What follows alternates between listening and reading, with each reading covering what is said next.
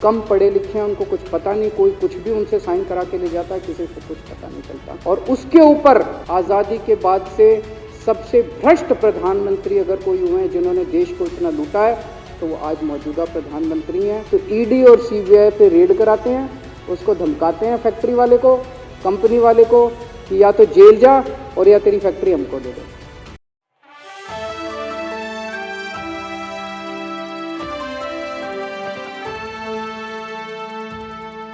नमस्कार, आप देख रहे हैं नेक्स्ट 9 न्यूज पॉलिटिकल बाइट और आपके साथ मैं हूं क्रांति सिंह। बीजेपी वर्सेस आम आदमी पार्टी की लड़ाई के बीच में अरविंद केजरीवाल ने अपना बड़ा बयान जारी कर दिया है। अपने इस बयान के जरिए उन्होंने बीजेपी खेमे को अपने निशाने पर लेते हुए कई बड़ी बातें कही है। उनका एक स्पीच हम आपको सुनाने वाले हैं, उस स्पीच को सुनिए किस तरीके से वो भाजपा को आड़े हाथों ले रहे हैं, उनके खिलाफ अपनी जंग छेड़ रहे हैं। बताई वो इतनी चौंकाने वाली थी कि आप सब सुनोगे तो रोंगटे खड़े हो जाएंगे। उसने मेरे से पूछा कि केजरीवाल जी आपको क्या लगता है, मोदी जी अडानी की इतनी मदद क्यों करते हैं? मैंने कहा दोस्त हैं दोनों इसीलिए करते हैं। कहता बस इसलिए। कहता मोदी जी ने आज तक किसी के लिए कुछ नहीं करा, अपनी वाइफ के लिए कुछ नहीं करा, अपनी माँ के लिए कुछ नहीं करा, उनके भाई गुजरात में रहते हैं उनके लिए, किसी रिश्तेदार के लिए कुछ नहीं करा, राजनीतिक गुरु के लिए कुछ नहीं किया। वो अपने दोस्त के लिए इतना कुछ करेंगे, ऐसा कैसे हो सकता है? दोस्त पे इतने मेहरबान क्यों हैं? ऐसी भी क्या दोस्ती है? आज के ज़माने में कौन कोई भाई के लिए कुछ नहीं करता, दोस्त के लिए कौन करता है? तो मैंने कहा फिर क्या मामला है? कहते आप खुद सोचो, इतना बड़ा क्राइसिस हुआ, हिंडनबर्ग की रिपोर्ट आई, चारों तरफ थू थू हुई, पूरा क्रैश कर गया अडानी ग्रुप। मोदी जी इतने स्वार्थी आदमी हैं कि अगर केवल मामला दोस्ती तक होता तो 2 मिनट में उसको साइड करते और कहते मेरा कोई लेना देना नहीं इससे। अभी भी उसको बचाने में लगे हुए हैं। कभी एसबीआई को कह रहे हैं इसको पैसे दो, आज अखबार में आया पीएफ वालों को भी बोला इसको पैसे दो। सारी एजेंसी अभी भी उसको पूरी तरह से उसको बचाने में लगे हुए हैं। तो मैं भी अचंभे में रह गया कि मामला तो कुछ अलग ही है कि ऐसा भी क्या दोस्त हो गया कि दोस्त डूब रहा है और फिर भी उसको पूरी तरह से। इतना बड़ा पॉलिटिशियन है, पॉलिटिशियन के लिए तो परसेप्शन सबसे इंपॉर्टेंट होती है। कोई आसपास वाला अगर कहीं वो तो आदमी कह देता है यार मेरे से मिलना बंद कर दियो कल से, वो उसको अभी भी बचाने में लगे हुए। और उसने मेरे को बताया कि मैंने कहा फिर मामला क्या है? तो कहता है जी अडानी तो केवल फ्रंट है, अडानी में सारा पैसा मोदी का लगा हुआ है। मैंने कहा ये कैसे हो सकता है? ये नहीं हो सकता।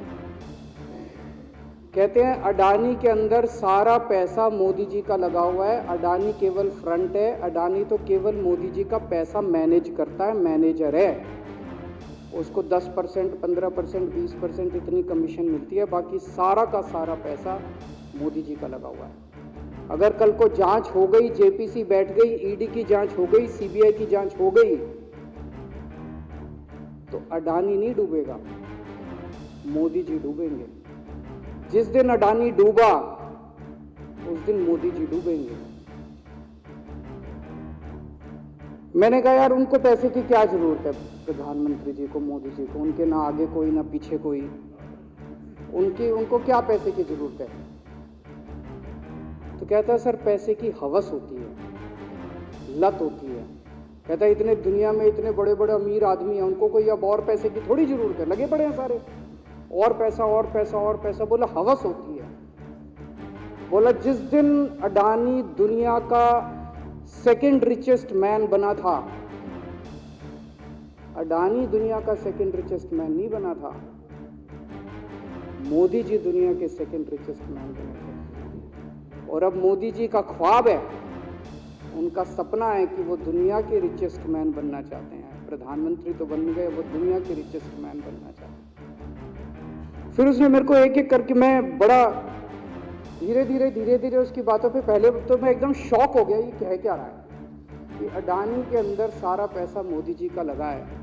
फिर वे धीरे धीरे उसने एक एक करके बातें खोल के समझानी चालू की। कहता है मोदी जी श्रीलंका गए, श्रीलंका के राष्ट्रपति राजापाक्सा हैं। राजापाक्सा को मोदी जी ने जबरदस्ती करके वहां का विंड प्रोजेक्ट अडानी को दिलाया। क्यों दिलाया? मैं आप लोगों से पूछना चाहता हूं, आप में से कोई विदेश जाएगा तो वहां की किसी एजेंसी को जबरदस्ती करके अपने भाई को, रिश्तेदार को ठेका दिला के आओगे क्या? ऐसे कोई करता है क्या? मोदी जी ने जबरदस्ती राजापाक्सा के ऊपर प्रेशर डाल के वहां का विंड प्रोजेक्ट अडानी को दिलाया। अडानी को नहीं दिलाया, खुद लिया वो प्रोजेक्ट। वो मोदी जी का प्रोजेक्ट, वो अडानी का प्रोजेक्ट नहीं है। और ये बात कैसे निकली? वहां का जो बिजली बोर्ड है श्रीलंका का, जैसे अपने यहाँ स्टैंडिंग कमेटी है असेंबली की, पार्लियामेंट की स्टैंडिंग कमेटी है, वैसे उनकी भी पार्लियामेंट की स्टैंडिंग कमेटी होती है। तो वहां पे पार्लियामेंट की, श्रीलंका की पार्लियामेंट की स्टैंडिंग कमेटी ने जब उनके बिजली बोर्ड के चेयरमैन को बुलाया और बोले तूने ये प्रोजेक्ट अडानी को क्यों दिया, तो उसने कहा जी राजापाक्सा साहब ने मेरे को बुलाया था, उन्होंने कहा मोदी जी मेरे पे बहुत प्रेशर डाल रहे हैं कि ये प्रोजेक्ट अडानी को दो। मोदी जी बांग्लादेश गए, बांग्लादेश वालों को बिजली खरीदनी थी, 1500 मेगावाट बिजली 25 साल के लिए। मोदी जी ने वो प्रोजेक्ट भी अडानी जी को दिला दिया। अडानी को नहीं दिलाया, मोदी जी ने वो प्रोजेक्ट खुद लिया। 25 साल तक 1500 मेगावाट बिजली खरीदने का प्रोजेक्ट बांग्लादेश का, वो भी मोदी जी ले आए अपने नाम पे। इजराइल गए, इजराइल के साथ भारत ने कई सारे रक्षा सौदे किए, रक्षा सौदे, वो सारे के सारे रक्षा सौदे अडानी को दे दिए। अडानी को नहीं दिए, मोदी जी ने खुद लिए। अभी 2-3 साल पहले 6 एयरपोर्ट की नीलामी हुई प्राइवेटाइजेशन के लिए, सरकार ने उनकी नीलामी करी, भाई प्राइवेट प्लेयर आके लो। उसमें एक कंडीशन थी कि उसी को दिया जाएंगे ये एयरपोर्ट जिसने पहले एयरपोर्ट का काम कर रखा है। हर सरकारी ठेके में होती है, हम सड़क बनाते हैं, कहते हैं भाई सड़क, जिसको ठेकेदार को सड़क बनाने का एक्सपीरियंस है उसी को दिया जाएगा। हम बिल्डिंग बनाते हैं, हम कहते हैं भाई ये पानी के वाटर ट्रीटमेंट प्लांट लगाते हैं, हम कहते हैं भाई जिसने WTP वाटर ट्रीटमेंट प्लांट इतने लगा रखे हैं उसी को दिया जाएगा। हम सीवेज ट्रीटमेंट प्लांट बनाते हैं, हम कहते हैं जिसको 20 साल का एक्सपीरियंस है, 15 साल का, उसी को। इसमें भी ये कंडीशन थी कि जिसने इतने साल तक एयरपोर्ट चलाने का काम कर रखा उसी को दिया जाएगा। अब अडानी ने तो कर नहीं, मोदी जी ने तो कर नहीं रखा था, अडानी ने तो कर नहीं रखा था, तो क्या करते? आखिरी मोमेंट पे वो कंडीशन हटा दी गई, बोले कोई एक्सपीरियंस की जरूरत नहीं। 6 एयरपोर्ट नीलामी पे थे, 6 के 6 एयरपोर्ट अडानी को दे दिए, अडानी को नहीं दिए। मोदी जी ने वो खुद 6 के 6 एयरपोर्ट खुद अपने नाम कर दिए। आज 2021 नवंबर में एयरपोर्ट टेक ओवर किए, 2023 1.5 साल हुआ है। 1.5 साल के अंदर आज एयरपोर्ट का 30%, पूरे देश का एयरपोर्ट का जितना धंधा है, बिजनेस है, उसका 30% बिजनेस जो है वो मोदी जी के पास है।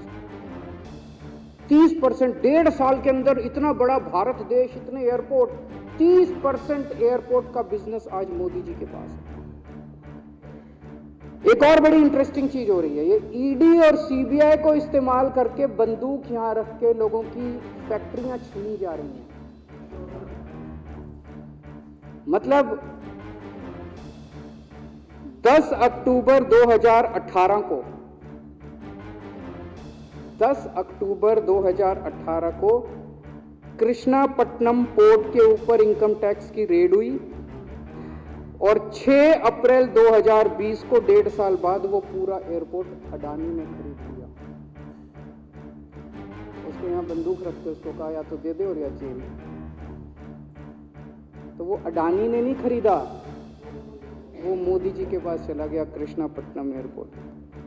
10 दिसंबर 2020 को एसीसी और अंबुजा सीमेंट पे रेड हुई और 2 साल बाद 16 अक्टूबर 2022 को दोनों सीमेंट प्लांट मोदी जी के पास चले गए।